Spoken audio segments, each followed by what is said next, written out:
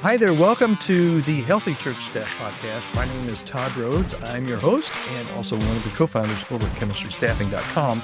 And we are looking at our top 10 discoveries from our Healthy Church Staff assessment that we just released on Monday of this week. 200 pages. And I'm going to tell you how to get all of this in a free 200-page download.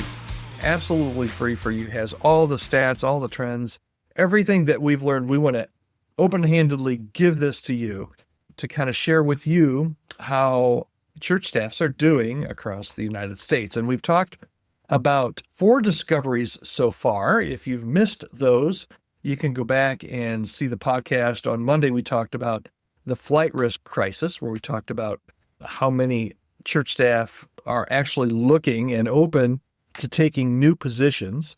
On Tuesday, we talked about what we call the 3 to 5 year wall, which talks about staff members that have been at your church 3 to 5 years are at elevated flight risk levels, according to our research. On Wednesday, we talked about the second chair crisis, about the difference between how maybe senior pastors and executive pastors view their churches compared to second chair leadership. That's a really interesting one. Yesterday, we talked about what we call the evaluation disaster. And today, we're going to talk about the small church struggle. That's discovery number 5. Now, if you were listening yesterday, I accidentally said that today we were going to talk about benefits. I got a little bit ahead of myself, and we're going to actually do that on Monday. So come back to the podcast on Monday, and we're going to share our discovery on benefits packages and the benefits gap that we found. But today, we're going to talk about the small church struggle, why the churches that can afford loss have the highest risk, that can least, boy, I totally butchered that title, and I'm even trying to read it. We're going to call it the small, and I'm too lazy to edit it out. You guys know that, right? The small church struggle, why the churches that can least afford loss have the highest risk, okay? So again, this is all part of our series, 10 Top Discoveries. And here's what we found when it comes to small churches. Nearly half of everybody that responded to our church staff health assessment this past year is at a church under 250 in attendance, okay? So these aren't outliers. These are really the heartbeat of the American church ministry, and we captured a lot of responses from small church pastors and staff people. And here's what we found. Churches in staff and churches under 100 in worship attendance, their average health score is about 176. Remember that number, 176 out of 250, okay? Churches in staff and churches over 2,000, so megachurch staff members, their health score overall was 185 out of 250. So if you remembered that 176 number, 176 score for small church pastors, 185 for staff members at larger churches. Churches that can least afford to lose staff have actually the highest turnover risk. We put this into what we call flight risk, okay? Percentage of flight risk. So for small churches under 100, flight risk is about 61%. That means 61% of small church pastors and staff are considering moving on to something different. In larger churches, it's about 40%. So a 21% gap. And that's where the problem is. And that's what we're going to try and unpack and understand a little bit better today. Okay. I want to share with you 4 insights. Okay. First insight is this gap is real, but it's not your destiny. Okay. The 21% difference that I just talked about between flight risk, between smallest and largest churches, it's real, but it's not your destiny. So 6 out of 10 staff in churches under 100 have seriously thought about leaving. And the biggest drop-off happens below the 100 mark. After that, the scores kind of cluster pretty tightly together. So here's where there's hope, right? 67% of small church staff are in healthy territory overall, okay? 67% are doing okay. 2/3 are doing okay. Size is a factor, but it's not a sentence. It's not your destiny. So some small churches have figured that out, and the question is what they're doing about it differently. So let's talk about, first of all, before we get there, let's talk about why some small churches and small church staff struggle. And I'm preaching to the choir here. If you're in a small church, and I've served in a small church before, so I totally get these. This isn't rocket surgery here. But there are resource constraints. Those hit hard in small churches. There's lower pay, there's fewer benefits, there's outdated equipment if you have equipment at all. There's no budget for training, and there's no bells and whistles, right? So resource constraints are real. And isolation is real too. If you're the only person doing your job, you don't have any peers to brainstorm with, and that can lead to some pretty heavy burnout and disillusionment. And it's because you're wearing multiple hats, right? You've got the multiple hat problem if you're in a small church. You're probably the senior pastor. You might even be the youth pastor on Wednesday night. You might have to get out your guitar occasionally and lead worship. You might be the person that unlocks the building and locks it back up when everybody's done. You're not doing one job well. You're doing 4 jobs poorly. At least that's how you feel. And in the small church, everything feels personal. Every decision affects people that you're going to see tomorrow at the grocery store. And the ceiling just feels really low. There's no pathway for advancement.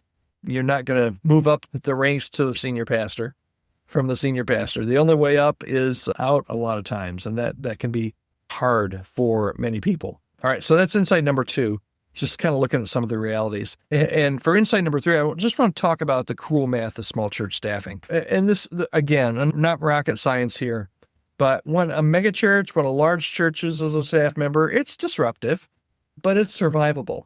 But when a church of 75 loses their only staff member besides the pastor, or they lose their pastor, or they lose a key volunteer, man, it can be catastrophic because there's nobody there to absorb those responsibilities.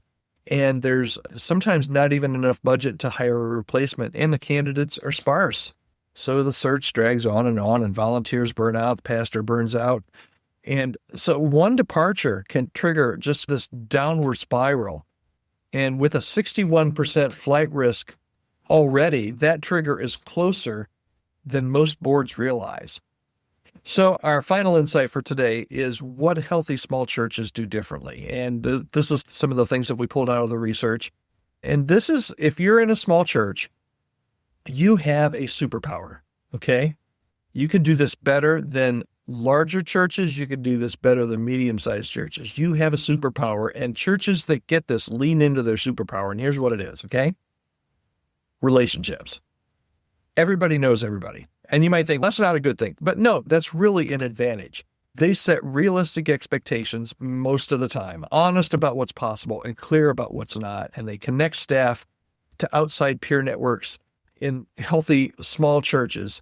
They know that you're the only guy, you're the only gal there. That's why it's important to connect with people outside of your church. And if isolation is the enemy, then connection is the cure. And small churches that get it, small churches that have understood this also know that they invest with what they have, right? They're flexible.